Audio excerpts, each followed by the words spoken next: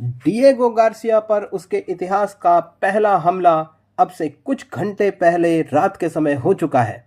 दरअसल कल देर रात ईरान ने एमआरबीएम कैटेगरी की 2 खुर्रमशहर बैलिस्टिक मिसाइलें फायर की हैं डिएगो गार्सिया की तरफ। और अहम चीज़ ये है दोस्तों कि ये मिसाइल कैटेगरी 4 में आती है और अमेरिका की रीढ़ में सिहरन उठाने के लिए ये 2 मिसाइलें ही काफ़ी हैं। वर्ल्ड वॉर 2 में जो मिट्टी पलीत अमेरिका की जापान ने की थी ना, उससे 20 गुना ज़्यादा बेइज्जती अमेरिका की अब हो रही है। वो इसलिए क्योंकि पर्ल हार्बर का जो जख्म अमेरिका को देने वाला जापान था, वो उस समय भी टेक्नोलॉजी का जाइंट था। लेकिन ईरान के मामले में ऐसा नहीं है। सबको पता है कि ईरान और अमेरिका के बीच टेक्नोलॉजिकल जो गैप है वो ज़मीन और आसमान का है, इसलिए ये इतनी बड़ी बेइज्जती है। ईरान से डिएगो गार्सिया का ये सेफ दूरी ईरान की मिसाइलों ने मैक 16 की रफ्तार से सिर्फ 30 मिनट में तय की है दोस्तों, और डोनाल्ड ट्रंप का मागा जुनून उतार कर रख दिया है। अमेरिका डिएगो गार्सिया पर हुए इस हमले से बहुत घबरा गया है, क्योंकि यहाँ पर हमेशा अमेरिका की सबसे एलीट टेक्नोलॉजी तैनात रहती है। जैसे कि इस वक्त आज की तारीख में जब हमला हुआ तो डिएगो गार्सिया पर 12 B-2 स्टेल्थ बॉम्बर तैनात थे।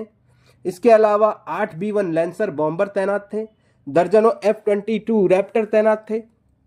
इसके अलावा कम से कम 4 न्यूक्लियर पनडुब्बियां और दर्जनों की संख्या में युद्धपोत तैनात थे।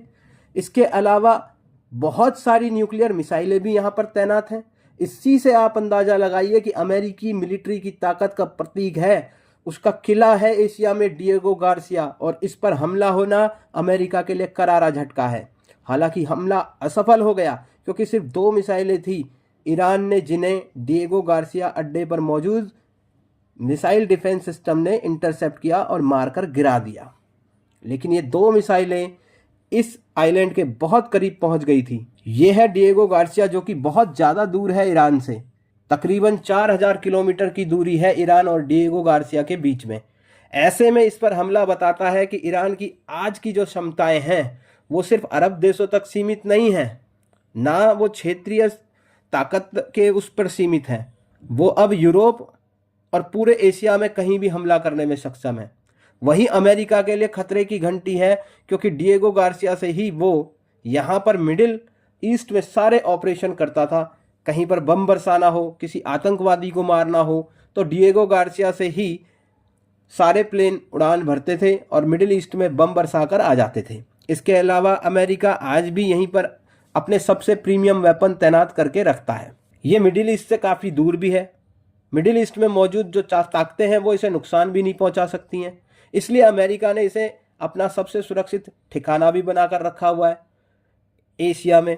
लेकिन कल देर रात इसे ईरान ने असुरक्षित बना दिया है और अमेरिका को यह संदेश दे दिया है कि अब ईरान सिर्फ अरब देशों में मौजूद अमेरिकन असेट्स को निशाना नहीं बनाएगा, बल्कि जहां उसे मौका मिलेगा वो वहीं हमला करेगा, भले ही वो कितनी ही दूर क्यों ना हो।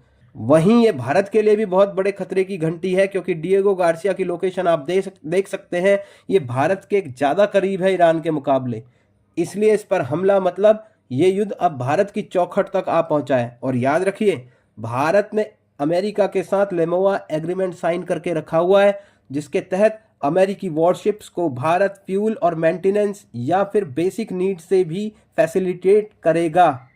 American worship Indian navy base को यूज कर पाएंगे और वहां पर अपने युद्धपोत भेज पाएंगे, चाहे उनमें रिफ्यूलिंग करनी हो, मेंटेनेंस का कोई इशू हो या कोई खराबी आ गई हो।